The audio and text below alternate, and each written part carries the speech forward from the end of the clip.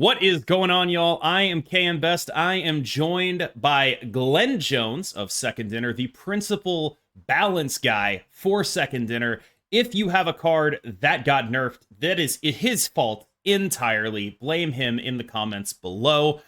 Glenn, how are you doing? Welcome to my channel. I wanted to start with a contentious topic, which is Marvel Snap rigged against me personally, giving me bad deck matchups and the matchups and the locations that I get being exactly correlated with the things I don't want to see? Because I feel like that is true.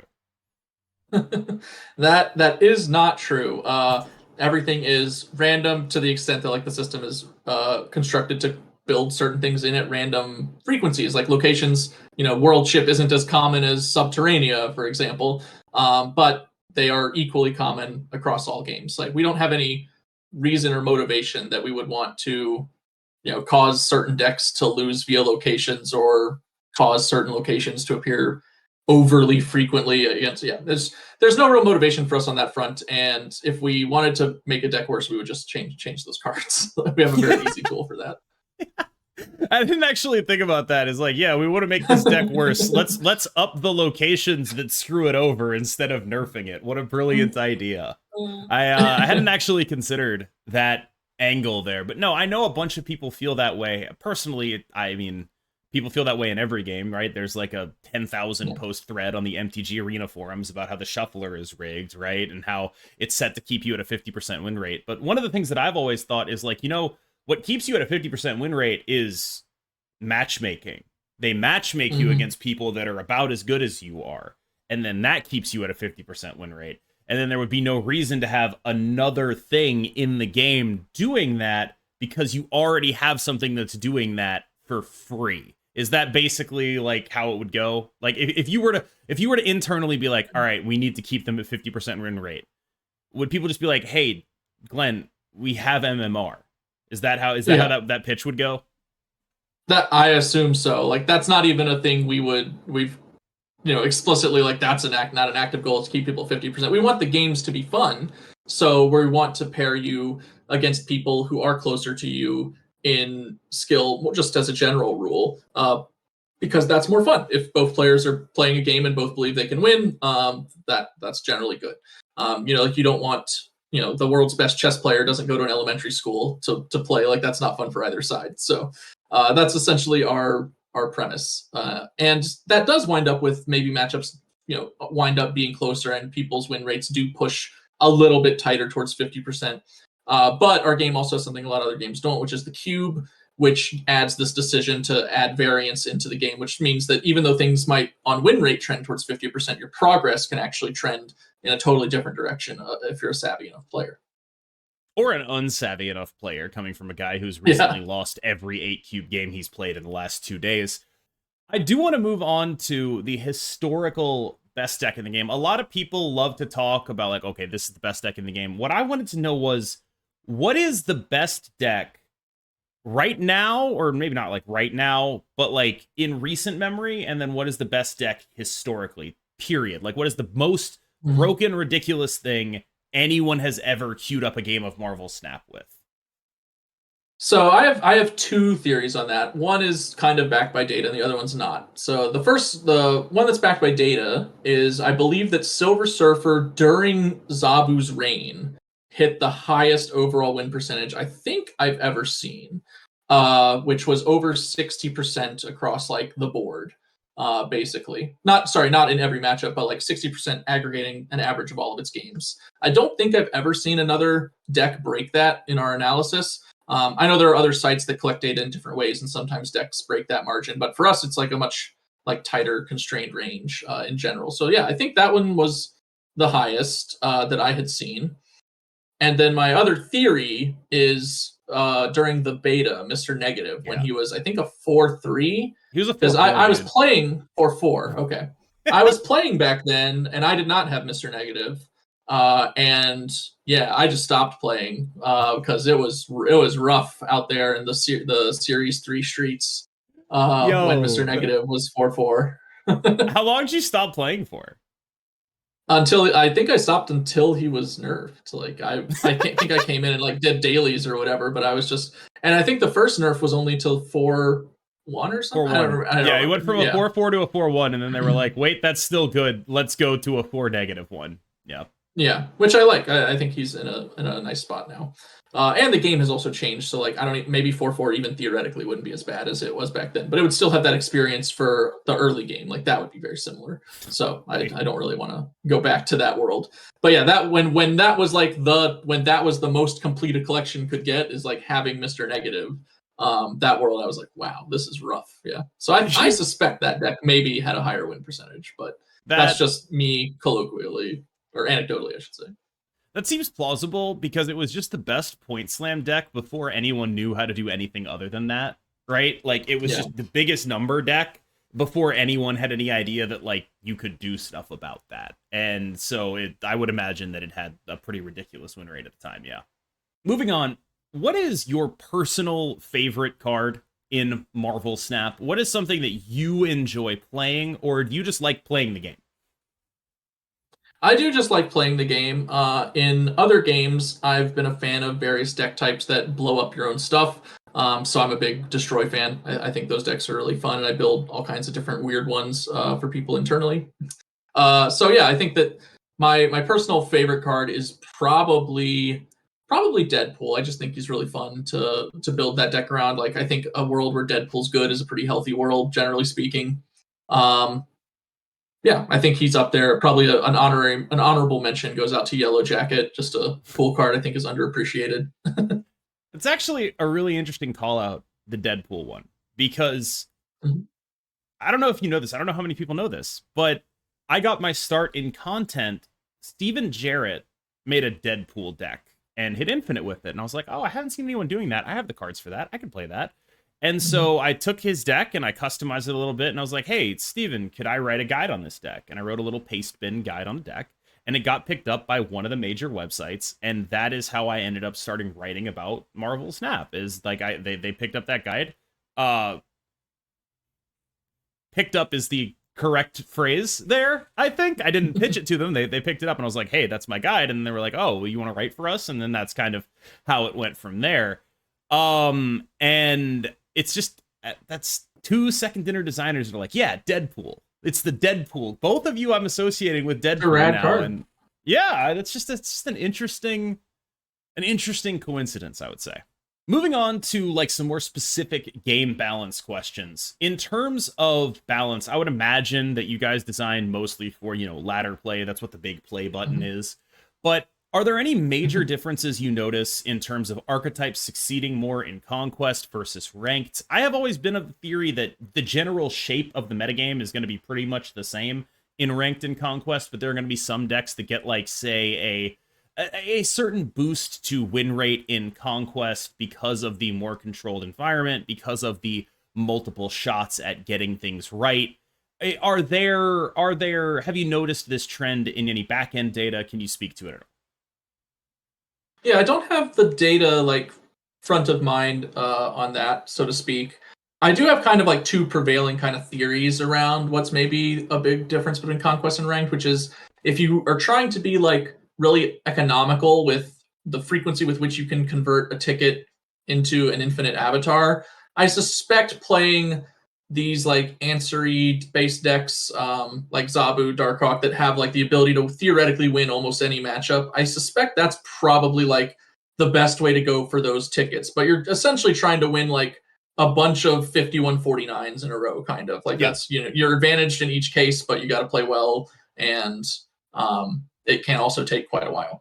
If you're more about like I want to try and get an infinite ticket in like the shortest amount of time, or like number of games played, like I think, or an infinite avatar, I should say, I think a lot of these more linear decks are actually better than they sound, as long as they're not like immediately KO'd by like, one hate card, which I think is most of them are in a pretty good spot on that count right now. Like Destroy doesn't just lose to armor, right? Like it takes a lot more than that to really shut them down.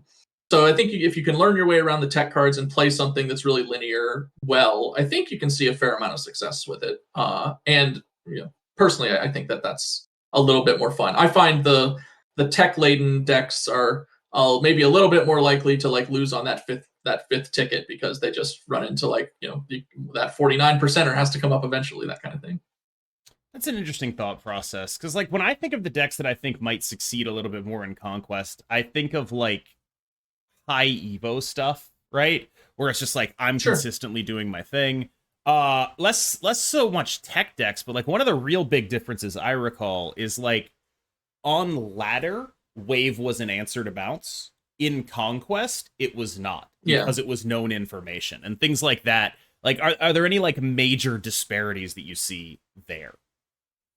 I think that comes up certainly. I think a lot of that is also just people knowing the matchups better. Like the people who play Conquest tend to be playing a deck they've played a lot more. They're really invested in the results. They're going to learn how to navigate really specific situations. So I think there's certainly the knowledge element. Like, oh, I know I'm playing against bounce now. I know I'm playing against wave now. I know I need to do the thing on turn 5. But even on ladder, I think a player who's just really skilled would just understand like, oh, this is a deck that has wave. Like, if they're snapping me here, I know I should be doing some stuff. So yeah, I think that element plays both ways, but it is more pronounced in Conquest because the kinds of players that are going to take advantage of those situations or play very tightly in those situations are just a much larger percentage of the total audience. That makes sense. Let's move on to the next topic. That's going to be what decks are overlooked right now, and if that's too hard of a question to answer, what decks have been overlooked historically by players like me, looking like spiky guys, looking to win? What are we missing? What archetypes are we generally too down on? Because I think for the longest time, Sarah was this deck where good players would swear by Sarah because they're good players and they can get more mileage out of it. And, does that make it actually a good deck? No, it was like mid tier 2 a lot of the time, right? Is there anything that we're missing right now? Like in this metagame, is there something you suggest that we be looking at? In this particular metagame, I think we're seeing pretty loudly like some of the more linear decks that don't play anything that would be like a tech card against them are being really successful because of Loki. Then the two that I've been keeping an eye on myself are, Cerebro 3 and 2 have both been doing like pretty well. And then the Hela has also been having a real renaissance. So I know Hela is also the type of card that a player who takes themselves very seriously might not be interested in exploring, but I think if you want to win some games, Hela might be worth a little bit more of a look than she has been in the past. That's at least what I'm seeing. Yeah, no, I come prepared for Hela at this point. I've got Cosmo in my decks that lose to Hela, which is a lot of decks right now, right? But also Cosmo, I feel like, has almost never been better in so many different spots. Like shutting down both, you mentioned Cerebro 3 and Hela, right? Cerebro 3 looks to beat the Loki deck via making sure that they can like Shadow King or whatever. You shut that down with a Cosmo. You shut the Valkyrie down with a Cosmo. You shut a Mystique down with a Cosmo. And then you shut the Hela down with a Cosmo if you can. Since a lot of them, I have a supposition that the Invis Modok build might be a little bit stronger right now, but long-term has no legs. So it would have to be some other Hela build, because losing to that Cosmo on your Invisible Woman lane is actually backbreaking. If you lose a couple, just like 8 cubers on that, you just can't even play the deck anymore. So that is an interesting call out. It is definitely something that player who takes himself very seriously. It's like, Hela, come on now. Yeah, I haven't gotten around to trying it out, but I am curious to build like a Hela deck that plays like Blade and Colleen and Lady Sif and and Silver Samurai, and just tries to play cards that will never discard Hela. In order to get a smaller Hela, but also you never have to run into the variants, which is pretty cool. Yeah. So we've talked around Loki a little bit, but it is, in my estimation, the single most metagame changing card you have ever released. I think probably Zabu and Surfer may be higher, but since then, and I think pretty much everyone agrees, okay, those were mistakes. This is probably the biggest swing you have taken in terms of, we're going to invert the metagame. We're going to flip it on its head. And I get the sense that you are happy with how that's happened so far, in terms of like, you see decks like Cerebro 3 succeeding, you see decks like Hela succeeding. That's a win for you. And I guess I just wanted to get an insight into like the design philosophy that leads to that conclusion. Yeah, I mean, one of the things we've had going on in Snap for a long time is that, as we talked a little bit about in the Conquest question, is this kind of balance between like, I'm a deck that just tries to shut you down versus I'm a deck that tries to just go really hard in the paint. Like, I'm going to do something really awesome and just try and finish strong.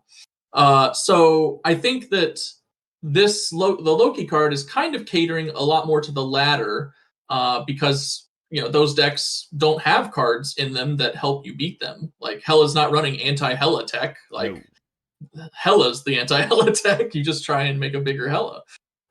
So they naturally benefit from Loki being a larger part of the metagame. And Loki just released. He's really popular. He's certainly like one of our most exciting, I think, season pass releases we've had. Like the response on Twitter to him was very different from what I see with most season pass cards, as far as just how excited people are, what people are doing with him, and the games that they're creating.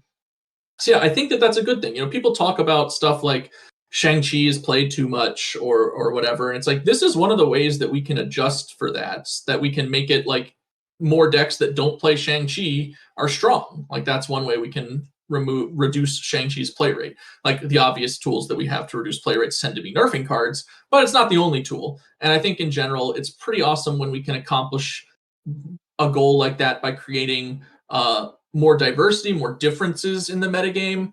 A philosophy we use in design is like, we want it to always, basically every day should be exciting to open the app and play. And that can mean creating change. Like that's one of the reasons, we have like featured and hot locations, we have the OTAs, we have the new cards on Tuesdays. Like the week is filled with different things that can make the day exciting for Marvel Snap. And that's what we like. And I think Loki is another entry in that category. I agree, obviously he's a super impactful card, but he's accomplishing a lot of our goals in that regard. Would you classify lowering Shang-Chi's play rate as a goal, like explicitly?